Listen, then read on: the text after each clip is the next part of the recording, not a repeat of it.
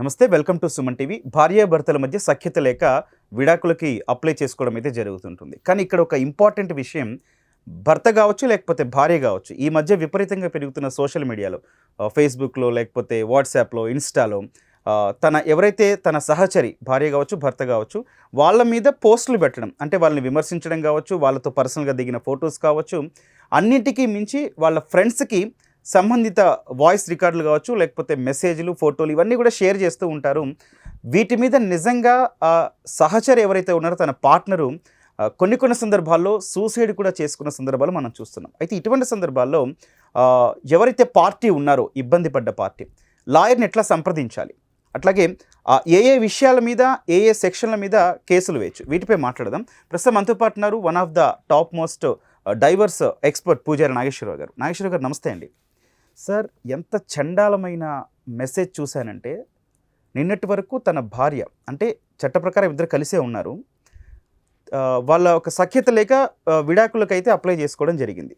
భార్య మీద సార్ భర్త పర్సనల్గా ఇద్దరు తీసుకున్న ఫొటోస్ని వాట్సాప్లో అందరికీ పంపారు, అది కూడా తను వర్క్ చేస్తున్న ఆఫీసులో పంపడం. సార్, అసలు ఎట్లాంటి చర్య సార్ ఇది? అట్లాంటి వ్యక్తిని మీద ఆ అమ్మాయికి ఉన్న ఎటువంటి కేసులు పెట్టవచ్చు, ఎట్లాంటి యాక్షన్ తీసుకోవచ్చు? ప్రధానంగా మ్యాట్రిమోనల్ ఇష్యూ అనేది ఎమోషనల్ సంబంధించిన అంశం జనరల్గా. ఓకే, దీనికి ఎక్కువ డాక్యుమెంటరీ ఎవిడెన్స్ అనేది ఏమి ఉండకున్నా కూడా మ్యాట్రిమోనీ అని కానీ పెళ్లి అనేది కానీ ఇది ఎమోషనల్ సంబంధించిన ఇష్యూ ఉంటుంది. ఇప్పుడు ఈ మధ్యకాలంలో ఒక కల్చర్ ఏం పెరిగింది అంటే ఏంటంటే, భార్యాభర్తల మధ్యలో గొడవ అయినప్పుడు దాన్ని ఇమీడియట్లీ సోషల్ మీడియా ద్వారా, సోషల్ మీడియా అనే పదం వాడితే ఏంటంటే దాంట్లో వాట్సాప్ కావచ్చు, వాట్సాప్ గ్రూపులు కావచ్చు, ఫేస్బుక్, ట్విట్టర్, వాటెవర్, ట్విట్టర్ కావచ్చు, లేదా ఇన్స్టా ఏదైనా కూడా దాంట్లో ఇమీడియట్లీ ఏంటంటే వాళ్ళు ఎమోషన్కి సంబంధించిన విషయాన్ని వాళ్ళు ఇమీడియట్లీ ఆపోజిట్ వ్యక్తి మీద అలిగేషన్స్ చేస్తూ కావచ్చు, లేకపోతే ఆపోజిట్ వ్యక్తిని తిడుతూ కావచ్చు, వాళ్ళు పోస్ట్ చేస్తున్నారు. సో దీన్ని సోషల్ మీడియా టార్చర్ అంటాం జనరల్గా. సోషల్ మీడియాలో టార్చర్ చేయడం దీన్ని ఫాల్స్ అలిగేషన్స్ వేస్తూ, అవును, ఆఫీస్ వాళ్ళకి కావచ్చు, ఫ్రెండ్స్ కావచ్చు, ఫ్రెండ్స్ గ్రూప్స్ ఉంటే వాళ్ళకి కావచ్చు, ఫ్యామిలీ గ్రూప్స్ కావచ్చు, లేకపోతే సొసైటీకి కావచ్చు, ఇట్లా ప్రొపగండా చేస్తున్నారు బాగా.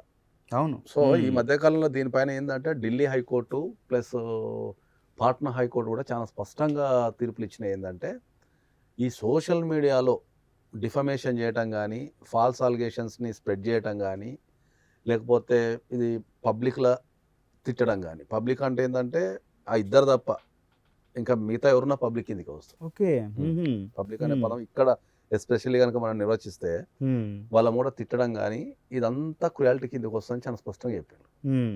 సో ఇటువంటి సందర్భాలలో ఆ వ్యక్తి మళ్ళీ సమాజంలో వాళ్ళ కొద్దిగా అన్యోన్యత భావంతో గడపాల్సిన పరిస్థితి ఏర్పడుతుంది. కాబట్టి అట్లాంటి వ్యక్తితో కలిసి జీవించడం కష్టం, కాబట్టి డైవర్స్ ఇచ్చామని చెప్తారు. ఓకే. సో ఎవరైనా సరే, ఎవరన్నా ఒక కుటుంబాన్ని నిలబెట్టుకోవాలి, లేదు అంటే భర్తతో కానీ భార్యతో కానీ కలిసి ఉండాలి అంటే ప్రవర్తన అనేది చాలా ముఖ్యం. ఓకే. ఆ ప్రవర్తన ద్వారానే మనం ఎదుటి వ్యక్తిని మనం లొంగ తీసుకోగలుగుతాం తప్ప మనం సోషల్ మీడియాలో పోస్టులు పెట్టడం ద్వారానో, లేకపోతే ఆఫీస్కి మనం సోషల్ మీడియా ద్వారా మనం వాట్సాప్ గ్రూప్లలో కానీ ఫ్రెండ్స్ కానీ వాళ్ళ నెంబర్లు తీసుకొని వాళ్ళందరికీ రాంగ్ ప్రొపగండా చేస్తే it will leads to divorce. బాగా చెప్పారు సార్. ఈ సందర్భాల్లో మగవాళ్ళ కన్నా కూడా లేడీస్ కొంచెం ఎక్కువగా, ఎందుకంటే తను ఇంట్లో ఎలాగున్నప్పటికీ హస్బెండ్ ఆఫీస్కి వెళ్ళినప్పుడు ఆఫీస్లో ఉన్న కొలీగ్స్కి కానీ, లేకపోతే ఆఫీస్ సంబంధించిన ఫేస్బుక్ గ్రూప్ కానీ, ఇన్స్టా గ్రూప్ కానీ, అందులో డైరెక్ట్గా నా భర్త ఇలాంటి వాడు, ఇలా అని చెప్పడం. సో అబ్బాయికి ఇంకా ఆప్షన్ లేదు, పరువు సమస్య. సో ఆఫీస్ నుంచి మానేయడము, ఇక్కడ చూస్తే తనని ఏమనలేడు. సో ఇట్లాంటి టైంలో మరి అబ్బాయికి ఏమి వర్తిస్తుంది సార్? ఇటువంటి కేసు మీ దగ్గరికి వస్తే మీరు ఏం చేస్తారు? అబ్బాయి డెఫినెట్లీ డైవర్స్ అప్లై చేసుకోవచ్చు. ఫస్ట్ ఇద్దరు భార్యాభర్తల మధ్యలో ఉన్న ఇటువంటి హెల్తీ రిలేషన్షిప్ లేదు కాబట్టి డెఫినెట్లీ డైవర్స్ అప్లై చేసుకోవచ్చు. రెండోది, రాంగ్ ప్రొపగండా కనుక పబ్లిక్ మీడియాని, అంటే మన సోషల్ మీడియాని ఉపయోగించి రాంగ్ ప్రొపగండా, అంటే ప్రొపగండా చేసినా కూడా అది రాంగ్గా కాదని సెకండరీ ఇష్యూ. అది ఓకే, నువ్వు ఏదైనా ప్రొపగండా చేసినా, అలిగేషన్స్ స్ప్రెడ్ చేసిన, ఇష్యూని స్ప్రెడ్ చేసినా కూడా వాళ్ళు భర్తలు క్రిమినల్ కేసు పెట్టుకునే అధికారం ఉంటుంది. క్రిమినల్ కేసు పెట్టచ్చు. కానీ ఒక సందర్భంలో మీరే చెప్పారు, ఇట్లాంటి ఫేస్బుక్ ఫొటోస్ కానీ, లేకపోతే కాల్ రికార్డింగ్స్ కానీ విడాకుల సందర్భంలో కొన్ని పూర్తి ఎవిడెన్స్గా పరిగణించలేమని కూడా మీరు చెప్పారు. సో మరి ఇక్కడ ఆ లాజిక్ పనిచేస్తుందంటారా? లాజిక్ ఏంది అంటే ఇప్పుడు ఒక విషయంని కనుక మనం తీసుకుంటే అది ఒక్కొక్క కేసుని బట్టి అంటే పర్సన్ బట్టి సందర్భాన్ని బట్టి మారిపోతుంటది. ఓకే. ఇప్పుడు జనరల్గా ఏముంటది, కాల్ రికార్డింగ్స్ అనేటివి డైవర్స్ కేసులలో ఓకే. మేము అంత ఎవిడెన్స్ కింద స్ట్రాంగ్ ఎవిడెన్స్ కింద పరిగణించలేము అంటారు. ఓకే. ఎందుకంటారు అంటే ఇంతకుముందు మనం మాట్లాడుకున్నట్టు మనకు మ్యారేజ్ అనేది ఎమోషనల్కి సంబంధించిన ఇష్యూ. ఓకే. ఏదైనా గొడవ కాగానే మనం స్పందిస్తాం, ఓకే. అరుస్తాం, లేదా తిడతాం. తర్వాత మళ్ళీ ఒక రోజుకో 2 రోజులకో మనం నార్మల్ అయిపోతాం. తర్వాత రియలైజ్ అయ్యే అవకాశం ఉంటుంది. ప్రతి రిలేషన్లో ఏదో ఒక గొడవ జరుగుతుంది. ఆ గొడవ జరిగిన ప్రతిదాన్ని రికార్డ్ చేసుకొని కోర్టులో పెట్టేసి నాకు డైవర్స్ ఇవ్వను అనుకో, ఓకే. దాని వెనక ఏం జరిగింది, దాని ముందు ఏం జరిగింది, అసలు ఆ గొడవకు కారణం ఏంది, ఇవన్నీ వస్తాయి. సో ఎప్పుడైతే ఒక కోర్టు కనుక ఒక రికార్డింగ్ ఎవిడెన్స్ని కనుక బేస్ చేసేసుకొని డైవర్స్ చేయడం స్టార్ట్ చేసింది అనుకోండి, అందరు రికార్డ్ చేసుకుంటూనే కూర్చుంటారు. ఇక కాపర్లు ఎవరు చేస్తారు? కరెక్ట్. ప్రతిదీ రికార్డ్ చేసుకుంటూ కూర్చుంటారు. ఎంత ఏ వ్యక్తి అయినా సరే. ఇప్పుడు మనం కొన్ని సందర్భాలలో ఏమంటామంటే అరే నాకు అసలే కోపం రాదా అంటాం. కోపం 100% వస్తుంది. ఎక్స్ప్రెస్ చేసే విధానం వేరే ఉంటుంది అంతే. కరెక్ట్. ఓకే. ఒకళ్ళు కోపం రాగానే తిట్టేస్తారు, ఒకళ్ళు కోపం రాగానే మౌనం కూడా ఎటైనా వెళ్ళిపోతారు, ఒకళ్ళు మాట్లాడరు. The way of expression is different ఉంటుంది. అందరూ ఒకటి కోపం వస్తే అందరూ ఒకటి తిరిగి బిహేవ్ చేయాలని ఉండదు కదా. సార్ మీరు ఒక కేసు డీల్ చేసినట్టు మాకు చిన్న సమాచారం.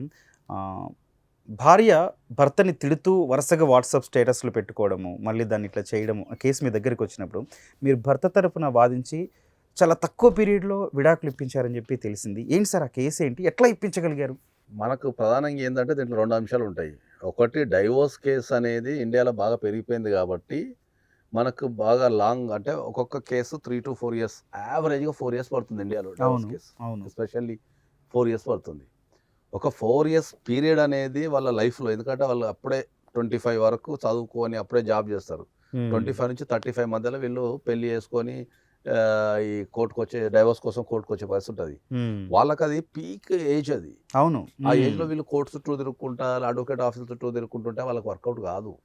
మానసికంగా కానీ సమాజ పరంగా కానీ ఇంకా ఏ రకం కూడా వర్కౌట్ కాదు. సో అందుకని మనం ఏం చేస్తామంటే మనం ఎక్స్పర్ట్ కాబట్టి మనం డైవర్స్ని అతి తక్కువ టైంలో ఒక 1 year నుంచి 1.5 year టైంలో ఇప్పేయటం ఎలా దాని మీద మనం ఎక్సర్సైజ్ చేసినాం. దానిపైన ఎక్సర్సైజ్ చేసి ఎక్కడెక్కడ కట్ చేయొచ్చు, ఏమేమి ఎక్కడెక్కడ డేట్ ఎట్లా తీసుకోవాలా. ఆ తర్వాత మనకు ప్రొవిజన్స్, చాలా ప్రొవిజన్స్ ఉన్నాయి. ఏంటంటే 1 year లోపలనే డైవర్స్ కేసు పూర్తి చేయాలని ప్రొవిజన్స్ ఉన్నాయి. ఓకే. సో మనకు అంత మ్యాన్ పవర్ కూడా ఉంది కాబట్టి, మ్యాన్ పవర్ టీం ఉంది కాబట్టి according to the man power team మనం దాన్ని చేసుకుంటూ వెళ్ళిపోతాం. సో త్వరగా డైవర్స్ కావాలంటే మీ దగ్గరకు వస్తే సరిపోతుంది. ఏజ్ పోయిన తర్వాత రేపు పొద్దున నువ్వు 100 కోట్లు తెచ్చిచ్చినా కూడా ఏం ఫాయిదా ఉంటుంది? ఒక 6 సంవత్సరాలు 7 సంవత్సరాలు ఒక 5 సంవత్సరాలు మనం కేసును రన్ చేసిన తర్వాత ఏముంటుంది కరెక్ట్ అనేది అది. Right sir, thank you.